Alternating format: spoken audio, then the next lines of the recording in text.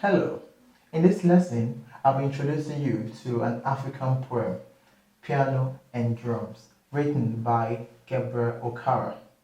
At the end of this lesson, we will discuss the meaning and content of the poem Piano and Drums. We will also discuss the structure used by Gabriel Okara to drive home the message in the poem. We will also discuss the language used by the poet and also the themes embedded in the poem. At the end of it also, we will treat the poetic devices used by Gabriel Okara to drive home the message in the poem. At the tail end of it, we will discuss and treat past SSE questions from the poem Piano and Drums. I would advise you to look up the poem itself from the key point session. In our next video, I'll be treating the content and meaning of the poem Piano and Drums.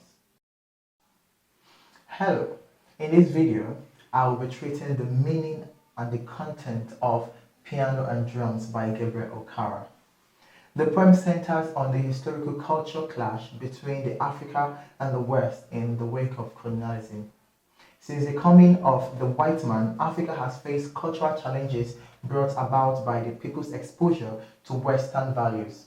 The coming in of these white men brought about their culture, their way of life, their system of government, and their language into Nigeria. And it has served as a cultural clash whereby the people of Nigeria cannot actually embrace their culture and lifestyle wholly because it's having an interference of the culture and lifestyle of the West. The first two stanzas of the poem talk about the beauty, the perfection, the serenity, and the self-sufficiency, even the peace enjoyed by these Nigerians in the pre-colonial era, that is the era before the coming of these Western citizens in colonization. They enjoy the harmony of their environment, the peace the people enjoy as when interacting with themselves. It is characterized by a drum beat. The drum symbolizes the crude Nigeria and local nature, whereby they carry out their traditions and communication through the beats of the drum. This is characterized in Africa. The next stanza talks about the poet's consciousness, the poet's birth, his transition from an offspring as in his early days, his simple lifestyles, and the harmonious society of himself and the society at large, but was short-lived. This peace that he experienced from his childbirth to how he has grown to be a man was short-lived by the complex ways of the incoming of these West citizens in colonization. They come with their complex ways, their complex system, their unknown language, the English, which is complex and not understandable by these Nigerians. And it is characterized by the image of piano, which is a modern tool used by these Western citizens as opposed to the drum used by the African setting. The last stanza, he highlights a state of confusion and disarray by the people by Africans. He states this disarray faced by the people, whereby they cannot really wholly face their lifestyles by their forefathers and not wholly face their the lifestyle of these Western citizens. So it is a state of confusion, a state of disarray, a state whereby they are confused. They really cannot go with this the ways of the pianos and the ways of the drums. The drums that actually emphasize the ways of their forefathers, and also the piano, which talks about the complex system of government and ways of the Western people. So this is actually it talks about the civilization of the Western country and the crude ways of Africa at large. So this is basically the meaning and content of the said poem Piano and Drums by Gabriel Okara. In the next video, we'll be treating the structure used by Gabriel Okara.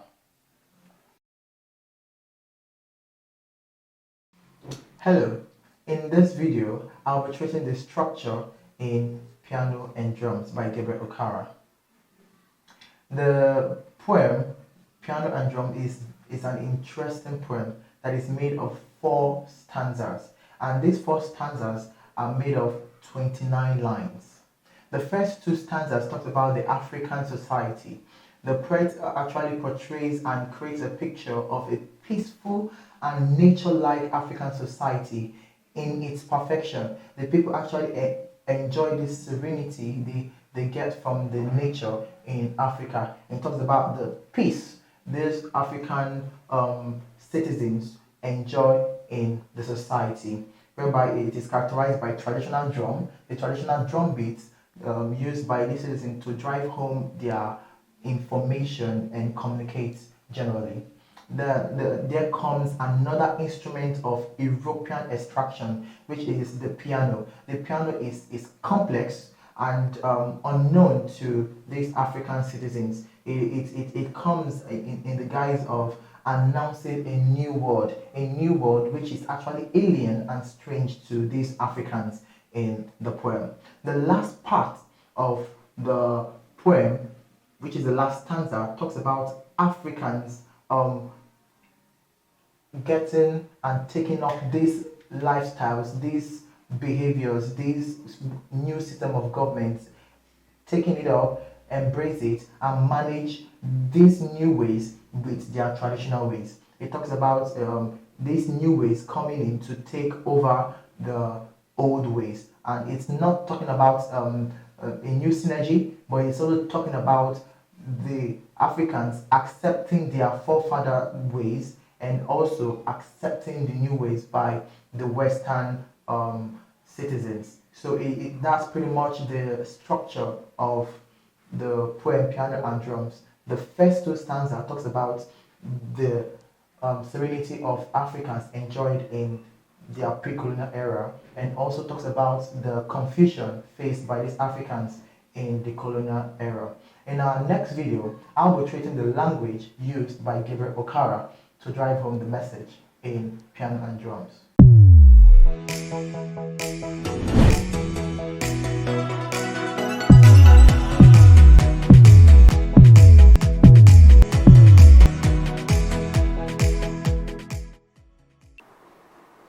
Hello, in this video, I'll be discussing the themes one can find in Piano and Drums.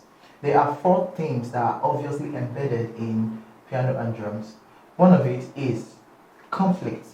This theme is so obvious that you get a cultural clash and the conflicts experienced by Africa and Europe.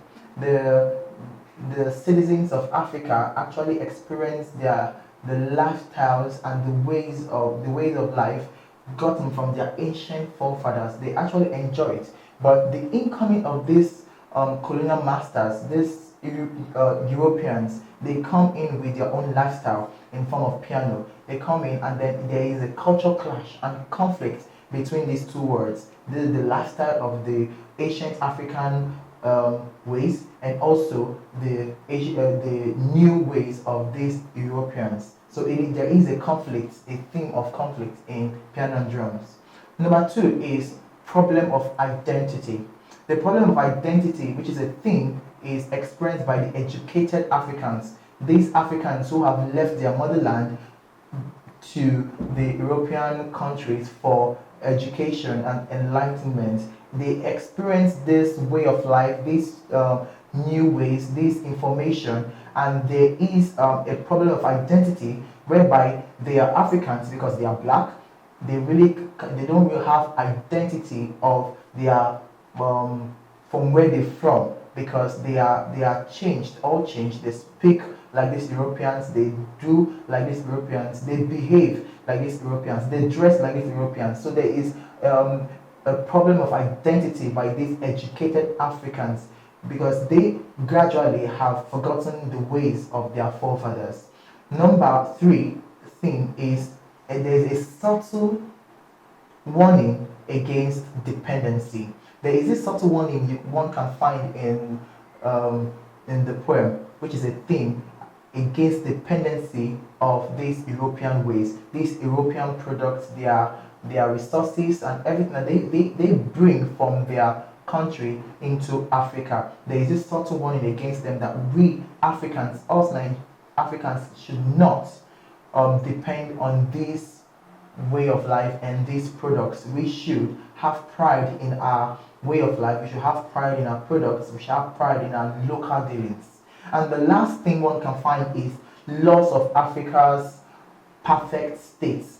There is this thing here, whereby in the first stanza it was painted a picture of Africa, whereby Africa enjoy a state of peace, a state of serenity of the nature they find themselves, a state whereby they actually enjoy their crude ways of living. And then in the coming of this Western culture by these European colonial masters, they brought in their way of life, and then this way of life actually comes as a clash and conflict against the African ways. So there is this loss of Africa's perfect state, whereby they don't have peace of mind anymore. They are confused in order not to leave the ways of their forefathers and take up the ways of these Europeans. So there is this loss of Africa's perfect state. So these are basically the things that are obvious in piano and drums. In our next video, I'll be treating the poetic devices used by Gabriel Okara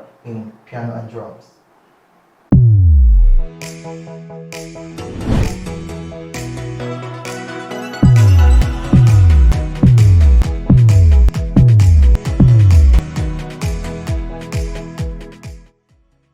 Hello, in this video, I'll be treating the poetic devices one can find from the poem Piano and Drums. And there are about 6 poetic devices used by Gabriel Okara to drive home the message in the poem. The first one is simile. Simile, which actually talks about, it's a figure of speech that compares two things of different nature by the use of as and like. It's used in lines 3 and 4 of the poem, whereby mystic rhythm is compared to bleeding flesh. You get that in lines 3 and 4. You find the usage of simile in the poem. The next one is metaphor. Metaphor, which is the direct comparison of two things, this is seen in line 2, whereby in the words of jungle drums, telegraphing is metaphoric in the poem. Also, you can find such other metaphors in lines 9 and 10 of the poem. Number 3 poetic device used by Gabriel Okara is personification. You can get this in lines 17 to 18. The quality of speaking and reading, which is an attribute of humans and living stones, is given to the inanimate object piano. Whereby, can the piano actually talk and speak? No, or will. So the personification is used in lines 17 and 18. And also we have alliteration. Alliteration, you can find the poetic device alliteration in lines 6, line 9 and 20. You will get the consonants that actually alliterate in these lines. The next poetic device used is symbols. This is greatly used by the poet in the poem Piano and Drums. Symbols such as morning mist, that actually talks about the morning, the dusk of the day. And we also have the riverside, which is characterized by the African setting. And also we have wandering mists, wandering mystic rhythm, and also jungle drums. All these are metaphorical, used by Gabriel Okara. The last poetic device used by the poet in the poem is hyperbole. Hyperbole that actually talks about an exaggeration for emphasis. Here, the poet paints the perfection and harmony of the African society as against the coming of these colonial masters. He paints the pre-colonial era as perfect and peaceful, that they actually enjoy peace before the coming of this. But this is exaggerated by the poet. It is exaggerated because there is no form of perfect peace, there is no form of perfect serenity, and there's no form of perfect harmony enjoyed by Africans themselves in the society at large. So these are basically the poetic devices used by Gabriel Okara to drive home the message in piano and drums. In our next video, I'll be treating past questions from SSE.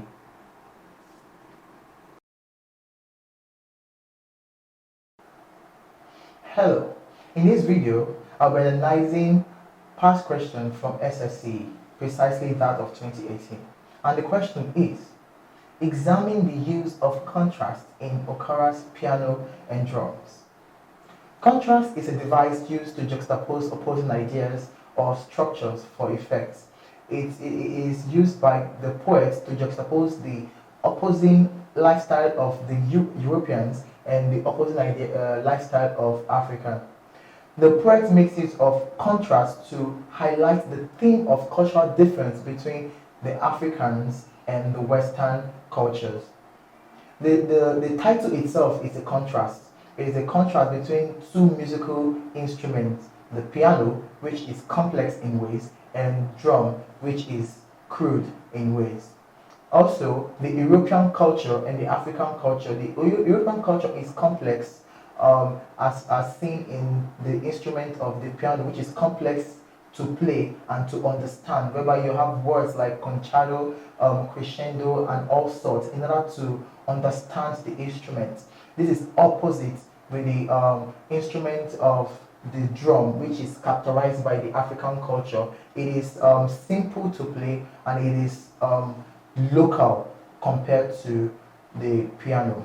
Also, on each stanza actually depicts the lifestyle of the African. The first stanza depicts the lifestyle of the African and the serenity and the peace they enjoy, while the second stanza talks about the coming in of these European citizens in Africa in colonization. While the last stanza, the poet is caught between the influence of two cultures. The influence of these two cultures that actually puts the African nation in disarray and confusion, whereby they don't know which way to go, which lifestyle to hold on to in years to come. Is it the lifestyle of their Asian forefathers or the lifestyle of these European citizens? So that's it on piano and drums.